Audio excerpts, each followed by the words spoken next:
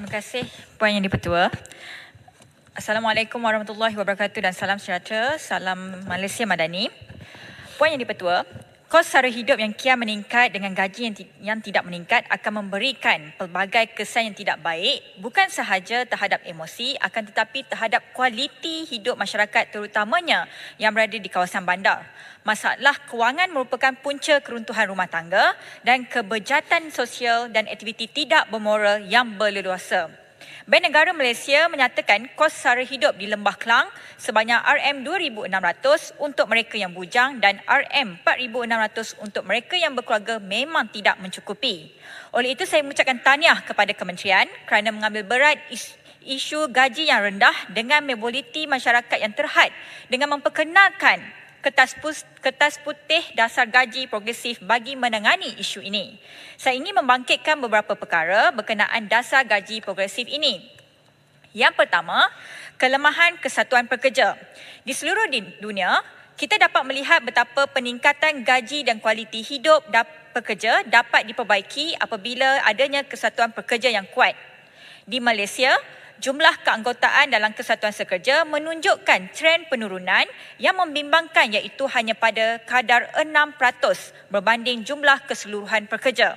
Ini jauh berbeza dengan perbandingan negara di dalam Organisation for Economic Cooperation dengan izin OPEC iaitu sebanyak 15.7% pada tahun 2019.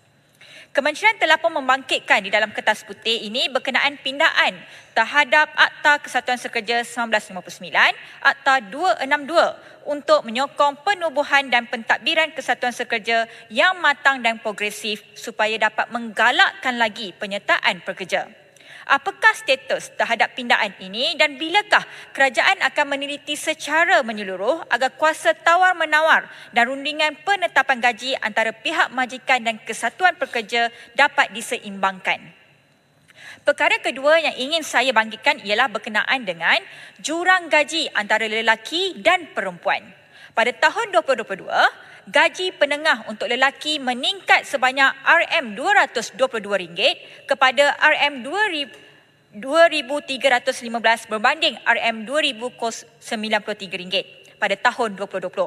Walhal untuk gaji perempuan, gaji hanya meningkat sebanyak RM126 sahaja, yakni kepada RM2,145 berbanding hanya RM2,019 pada tahun 2020. Situasi ini amatlah membimbangkan jika kita lihat pada kadar gaji mengikut kemahiran. Sama ada berkemahiran rendah ataupun separuh mahir, gaji pekerja perempuan masih rendah berbanding lelaki, iaitu purata gaji sebanyak RM1,665 berbanding RM1,779 untuk pekerja lelaki berkemahiran rendah dan purata gaji perempuan sebanyak RM1,929 berbanding RM2,161 untuk pekerja lelaki separuh mahir. Di dalam Belanjawan 2024, kerajaan telah menyasarkan untuk menggalakkan golongan wanita untuk kembali bekerja dengan sasaran 60% penyertaan wanita dalam tenaga buruh. Dalam berdepan cabaran ekonomi yang tidak menentu ini, wanita juga terpaksa bekerja untuk menyara keluarga kerana kos sara hidup yang meningkat. Saya mengharapkan agar di dalam kertas putih ini, kementerian akan turut meneliti jurang perbezaan gaji ini agar ia dapat memberikan manfaat kepada kualiti hidup rakyat dan menyumbang ke arah produktiviti dan gaji yang progresif. Perkara ketiga yang ingin saya bangkitkan ialah berkenaan dengan meningkatkan pekerja berkemahiran terutamanya untuk melahirkan ramai pakar IT.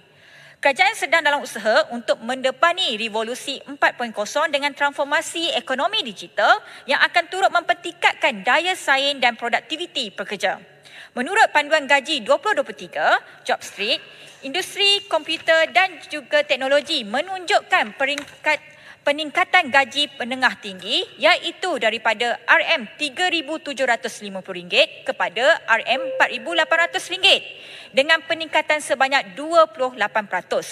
Mengikut laporan itu juga, pakar komputer dan IT menunjukkan gaji penengah yang tertinggi iaitu sebanyak RM6,000. Apakah usaha-usaha pihak kementerian bagi meluaskan pasaran buruh untuk sektor IT ini dengan pengupayaan syarikat-syarikat tempatan untuk turut berpeluang menawarkan gaji yang tinggi bagi sektor kemahiran tinggi ini? Yang terakhir sekali bagi saya ialah ingin membangkitkan berkenaan dengan meningkatkan kebajikan pekerja gig ekonomi. Kita sedia maklum bahawa kos sara hidup yang tinggi bukan sahaja menyebabkan isi rumah yang memerlukan suami dan isteri bekerja.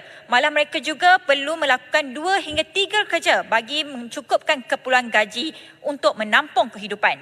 Ramai di antara mereka yang bekerja tetap tetapi turut mengamalkan gig ekonomi akan tetapi tanpa apa-apa perlindungan. Mereka tidak dilindungi oleh insurans syarikat dan tidak jaringan keselamatan kewangan seperti KWSP dan Perkeso.